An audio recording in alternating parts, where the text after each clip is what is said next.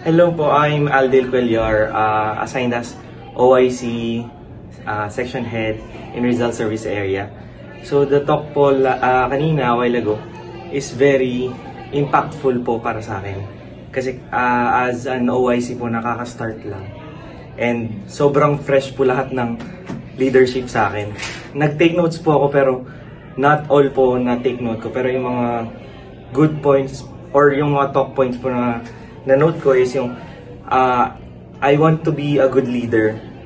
As someone transitioning po or training to be a leader, I want to be remembered as a leader that leads the team to greatness without compromising their goals. And yung isa pa po sa topic kanina is I have the power. I have the power within my control.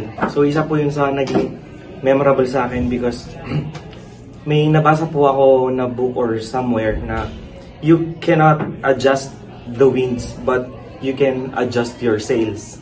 So, hindi man sumang-ayon sa atin minsan sa atin yung panahon, pero we can adjust our emotions and also our how do we react on things.